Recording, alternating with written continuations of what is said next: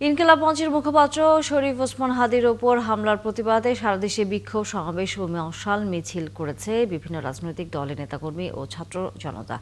এসব কর্মসূচিতে বিক্ষোভকারীরা হামলাকারীদের দ্রুত গ্রেফতার না করা হলে কঠোর কর্মসূচির হুঁশিয়ারি দেন। সহকর্মী তথ্যছবিতে বিস্তারিত। দুর্বৃত্তের গুলিতে আহত ইনকিলাব মঞ্চের মুখপাত্র ওসমান হাদির উন্নত চিকিৎসায় সরকার সহযোগিতা দেবে বলে জানিয়েছেন স্বাস্থ্য উপদেষ্টা নূরজাহান বেগম। সকালে চট্টগ্রামে লায়ন্স চক্ষু হাসপাতাল পরিদর্শনের সময় কথা বলেন তিনি। যখন ওনাদের যদি সহায়তার দরকার হয় তখন ওনারা বললে তখন সরকার বিবেচনা করবে, তাই না? সরকারের দিক থেকে সরকার বলেছে আমরা তাদের সহায়তা করব।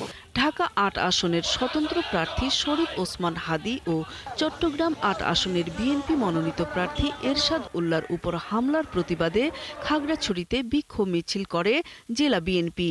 পরে মুক্ত মঞ্চে সংক্ষিপ্ত সমাবেশে নেতারা হামলার নিন্দা জানিয়ে দোষীদের দ্রুত শনাক্ত ও দৃষ্টান্তমূলক শাস্তির দাবি জানান। বগুড়ায় বিক্ষোভ সমাবেশ করে বিএনপি।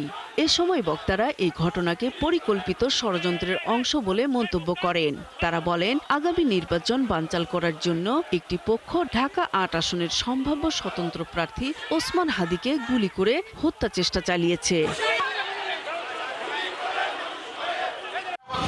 একই প্রতিবাদে গাইবান্ধায় বিক্ষোভ মিছিল ও সমাবেশ অনুষ্ঠিত হয়েছে। দুপুরে কেন্দ্রীয় কমিটির অংশ হিসেবে জেলা বিএনপির উদ্যোগে বিক্ষোভ মিছিলটি জেলা বিএনপির অফিস থেকে বের হয়ে শহরের প্রধান প্রধান সড়ক প্রদক্ষিণ করে।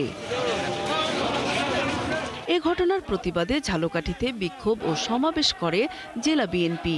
শহরে বিক্ষোভ মিছিল শেষে প্রেস ক্লাব চত্বরে সংক্ষিপ্ত সমাবেশ করেন দলটির নেতাকর্মীরা।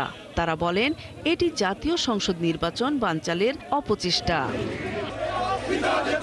কিশোরগঞ্জে জেলা বিএনপির উদ্যোগে শহরের রথখোলা এলাকায় দলীয় কার্যালয়ের সামনে থেকে একটি বিক্ষোভ মিছিল বের হয়।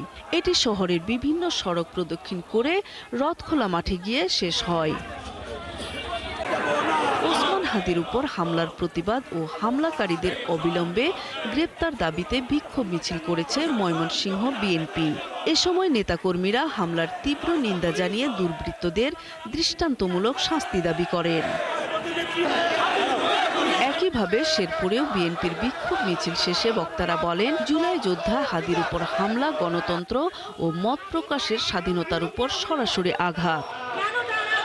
নেত্রকোনার ছোটবাজার দলীয় কার্যালয় থেকে জেলা বিএনপির উদ্যোগে বিক্ষোভ মিছিল বের হয়ে শহরের প্রধান প্রধান সড়ক প্রদক্ষিণ করে জেলা প্রেস ক্লাবের সামনে গিয়ে সংক্ষিপ্ত সমাবেশ হয়। জামালপুরের বকশীগঞ্জে বিক্ষোভ মিছিল ও সড়ক অবরোধ করে বিক্ষুব্ধ ছাত্র জনতা। তারা সড়কের উপর টায়ার জ্বালিয়ে বিক্ষোভ ও বিভিন্ন স্লোগান দেন। নূর তাজমিন নীর, ৭১।